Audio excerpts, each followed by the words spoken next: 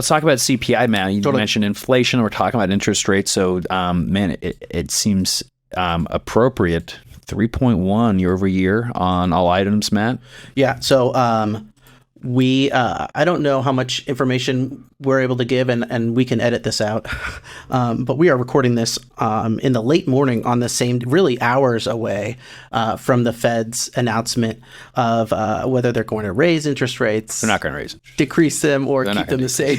They're going to keep them the same. As you said, man, this is like I hope they do something other than keep them the same, because like we're almost like, we don't even need to watch. We're going to watch, but they're not doing anything. They're in not. December. Christmas gift. Yeah. Well, or could they have a Christmas gift of lowering rates? You think so? That would be like a Christmas miracle? Oh man, to Joe Biden? That would drive the markets crazy. Because here's what I want to say. It's not going to happen. It's not going to happen. And because this is what I was writing in my notes, is like in other months, like the minute that Jay Powell even indicated that that it may be a scant possibility that rates would go down, the markets went crazy. Mm-hmm. And job growth has been decent, stronger than people were anticipating on last Friday. And inflation, especially kind of core inflation, as we see in the CPI report, it's not down low enough for people to be comfortable.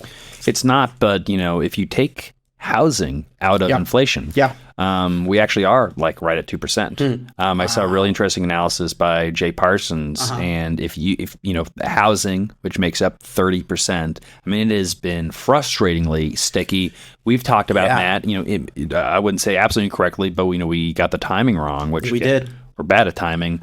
Like looking at rent, the rent component and shelter component of CPI is such a lagging indicator, and so we can look at the market rents and kind of back into the lag and see that, okay, well, we know rents have declined over the last year, but with CPI shelter rents still increasing, we know that there's a lag and they'll start coming down. They have, but it's way slower than it happened like in reality. Yeah, usually it's like a year lag between the rent growth that we see, that we track on like private rent trackers, and then the CPI rent report. But like the way, I'm not an economist enough to say that like the way that they measure shelter and CPI and rent is like 100% wrong, because there's a little bit of like, okay, well, maybe there's some nuance that I'm just not read into. My gut is that it's like not the best though, because one thing I learned recently, Matt, is that they're not even using like the same store data.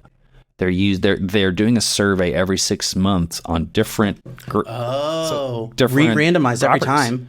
Yeah, so it's not same store like data. Oh wow. Okay. So now it should be, technically, statistical, sample size large enough should I give you, similar results. But so it's just that what are the numbers we're looking at? What is those components? And that's why we like looking at this in the detail every month and taking that out. And so on one hand, the Federal Reserve has made an incredible amount of progress, with fighting inflation, even though they caused it, but on the headline inflation number, it's like we're not all the way there. Yeah. But if we still know shelter is going to be coming down, or it should. Well, and that's the thing. It's like such a foregone conclusion that shelter, it is. We know, because the rent's been lower nationally year over year. Yeah. For over a year now. That being said, it is strange to me, and I was surprised that rent of primary residence has been 0.5% increases for the past 3 months. So September, it went up 0.5 from August, and then October it went up 0.5, and then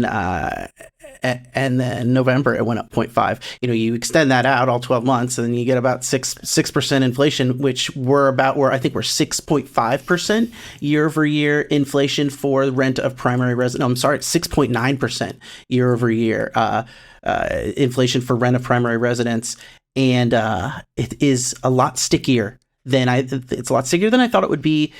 And like, at what point do we say it's wrong? Yeah, that's and is that like, what are we looking at here, Matt? Is like that does not represent what has happened in the market from every data source we've looked at. What are they doing? At least it is not rising as sharply as it was.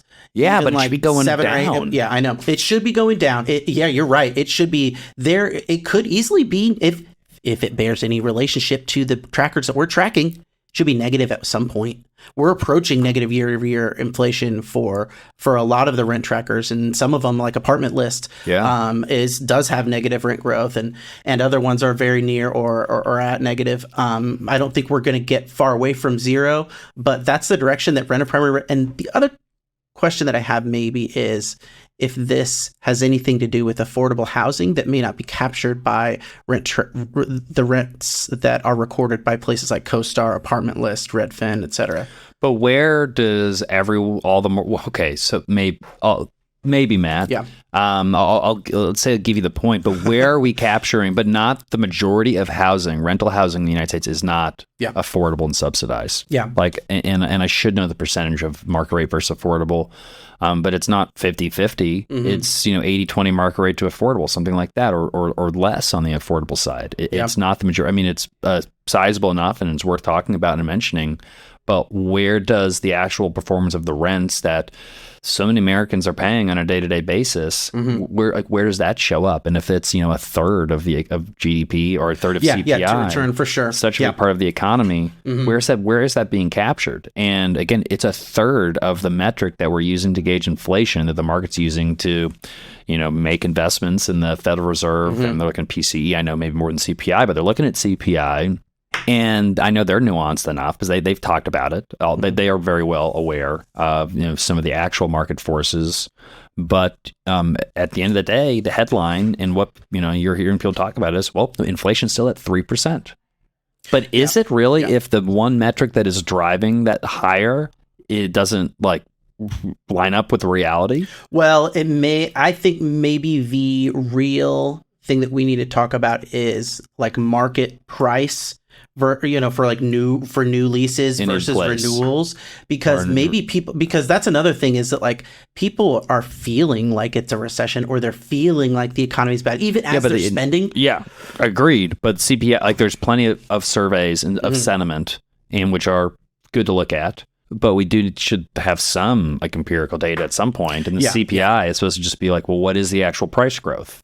Yeah, I think that there really should be and I don't know how they would factor that in and use it in conjunction with the rent calculation that they have right now, but it is an important other way of looking at things, especially if we're trying to plot for future action. It's always the Fed's always going to lag a little bit behind CPI anyways. Let me ask you this, Matt. We can go into conspiracy corner for a minute, but and again, I like talking about conspiracies. I don't really believe in too many of them, just because it's wishful thinking. I feel like I'm oh man, I wish that'd be cool, but it's not the case.